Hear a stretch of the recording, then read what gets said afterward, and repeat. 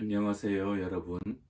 요즘 방역 패스다 뭐다 해서 코로나 백신 접종 때문에 신경 쓰시는 분 많죠?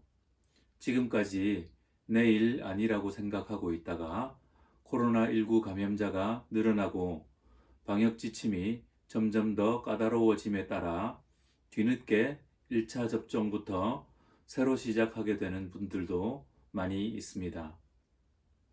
바이러스 벡터 백신, mRNA 백신의 부작용을 경험했거나 부작용이 무서워 접종을 미뤘던 분들에게는 노바백스의 재조합 단백질 백신이 새로운 대안이 될 수 있게 되었습니다.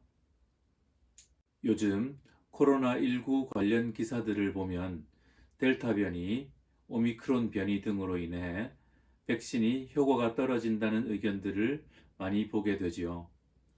코로나19 백신이 개발되기 전 연구들을 보면 SARS 바이러스와 코로나19 바이러스에 대한 항체들은 서로 교차 반응을 하지 않는 것으로 증명되었습니다.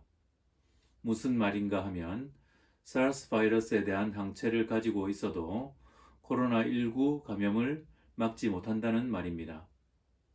반대로 코로나19에 대한 항체를 가지고 있어도 SARS의 감염을 막지 못합니다. 항체라고 하는 것은 항원에 대해 중화작용을 하는데 이것이 매우 민감해서 열쇠와 자물쇠의 관계처럼 비슷하게 생겼어도 딱 맞지 않으면 서로 결합이 안 된다는 것입니다. 이것은 코로나19 바이러스의 변이에 있어서도 마찬가지입니다. 코로나 예방접종이 어떤 의미가 있을지 이해를 하려면 면역 반응이 어떤 방법으로 이루어지는지를 알아야 되겠습니다. 코로나19 예방주사를 개발하는 과정에서 몇 가지 발견한 사실이 있는데 일반 인구에서 코로나 바이러스에 대한 항체를 가지고 있는 경우는 매우 드물었다는 사실입니다. 또한 어떤 한 종류의 코로나 바이러스에 대한 항체가 다른 종류의 코로나 바이러스에 대해 중화 능력이 있는지를 연구하였는데 그렇지 않았다는 것입니다. 그런데 코로나 바이러스에 대한 세포 면역의 경우에는 다른 결과가 나옵니다. 2015년에서 2018년 사이 채취되었던 혈액에 대한 연구 결과를 보면 코로나 바이러스에 대해 세포 면역을 가지고 있는 경우는 34%에 달했습니다. 게다가 이 세포 면역은 서로 다른 코로나 바이러스에 대해서도 교차 반응을 하였습니다. 즉, SARS 바이러스에 대한 세포 면역을 가진 사람은 코로나19에 대해서도 방어 효과가 있다는 것입니다. 최근 연구에서는 감기를 일으키는 것으로 알려진 4종의 코로나 바이러스에 대한 세포 면역도 코로나19 바이러스를 방어할 수 있다고 발표되기도 했습니다. 바이러스가 우리 몸에 들어오면 그 바이러스에 대한 항체를 가지고 있는 사람은 항체가 즉각 바이러스를 중화시켜 감염되지 않도록 합니다. 그러나 이 반응으로 감염되지 않으려면 충분한 항체가가 유지되어야 하며 바이러스의 변이 정도가 심하지 않아 기존 항체가 바이러스를 알아차릴 수 있어야 합니다. 한편 항체에 의한 방어를 넘어서서 바이러스에 감염이 되면 세포 면역 반응이 발동하게 되는데 이는 바이러스를 직접 없애는 것이 아니고 바이러스에 감염된 세포를 인식하여 그 세포와 함께 바이러스를 없애는 것입니다. 인체가 바이러스에 광범위하게 감염이 된 후에 세포 면역이 발동하면 감염된 세포를 없애는 과정에 인체는 엄청난 손상을 입고 합병증으로 고생을 하거나 생명이 위험해질 수도 있습니다. 인체 세포가 바이러스와 그럭저럭 공존하는 경우에는 면역 반응이 없는 경우가 오히려 나을 수도 있습니다. B형 간염의 경우 건강보균자가 있죠.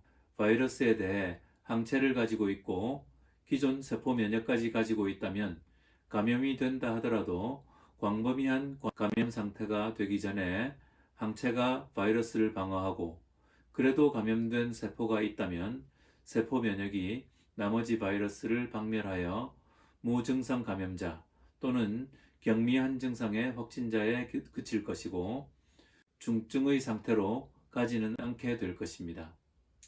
코로나19 백신의 경우는 어떨까요? 현재 백신은 코로나19 바이러스의 스파이크 단백질을 만들어내고 인체로 하여금 이를 인식하여 항체를 만들어내게 하는 것입니다. 스파이크 단백질을 항원으로 설정한 이유는 이 스파이크가 인체 세포와 결합하여 쉽게 감염을 일으키기 때문에 이에 대한 항체를 만들어내야 감염을 막는 방법이라고 보았기 때문이죠. 그런데 문제는 이 스파이크 단백질이 변이를 잘 일으켜 기존 항체를 회피한다는 거죠. 항체는 정확히 똑같은 항원만 중화작용을 하지 변이를 일으키면 중화작용을 할 수 없거나 중화할 수 있는 가능성, 그 정도, 즉 퍼센티지가 줄어들게 됩니다. 따라서 베타 변이, 델타 변이, 오미크론 변이 등 변이 정도가 심해질수록 감염을 막는 능력은 줄어들게 됩니다. 물론 백신을 맞은 후 항체가가 아주 높아 있는 경우에는 어느 정도 감염을 막는 능력이 유지될 수도 있습니다. 그래서 부스터 접종의 목적이 어느 정도 합리화될 수 있겠죠. 부스터 접종은 항체가를 높이고 세포 면역을 강화하는 중요한 수단입니다. 세포 면역은 킬러 T 세포를 증강시켜 현재의 면역 상태를 유지하지만 기억 T 세포로 하여금 항원을 기억하여 훗날에도 빠른 면역 반응을 일으킬 수 있게 합니다. 따라서 반복적인 부스터 접종은 필요하지 않을 수 있습니다. 현재의 백신은 초기 코로나19 바이러스의 스파이크 단백질에 대한 유전자 코드를 가지고 만들었기 때문에 변이 바이러스의 스파이크 단백질을 막아내는 능력은 변이가 거듭될수록 약해질 수밖에 없습니다. 따라서 항체에 의한 감염을 방지하는 능력은 매우 약해졌을 것으로 예상할 수 있습니다. 그렇다면 이제 백신은 무용지물이 된 것일까요? 현재까지 여러 가지 백신이 나오고 쓰였지요. 아스트라제네카, 얀센, 모더나, 화이자 등의 백신이 사용되었습니다. 초기에 아스트라제네카 백신은 약 85에서 90% 정도의 감염 예방 효과가 있는 것으로 파악되었고, 얀센은 70% 정도, 모더나, 화이자 백신은 95% 정도로 보았습니다.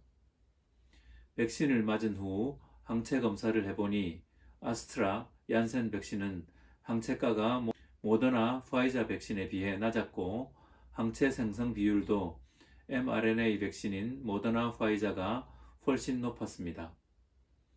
연구 결과 mRNA 백신의 경우 항체 생성 비율과 항체가의 정도도 중요했지만 세포 면역 반응이 더 좋은 것으로 나타났습니다. 백신 접종 시작 초기에는 변이 바이러스가 유행하지 않았고 백신이 감염을 막을 수 있을 것으로 보였습니다. 그러나 변이 바이러스가 유행함에 따라 감염자의 대부분이 돌파 감염으로 나타나고 감염자 숫자가 점점 늘게 되었습니다. 앞서 말했듯이 세포 면역의 경우는 서로 다른 코로나 바이러스의 경우에도 교차 반응을 하기 때문에 감염이 광범위해지는 것을 막고 중증화되기 전에 병의 진행을 초기에 차단하여 무증상 또는 경미한 상태로 그치게 할 수 있는 중요한 수단이 될 것입니다. 오미크론 변이 바이러스의 경우 델타 변이에 비해 전파력은 최대 5배 높다고 하죠. 하지만 증상의 정도는 비교적 경미하고 중증화 비율도 훨씬 낮은 것으로 밝혀지고 있습니다. 물론 이것은 바이러스의 특성일 수도 있고 지금까지 축적된 백신의 효과가 맞물려서 나타난 것일 수도 있습니다.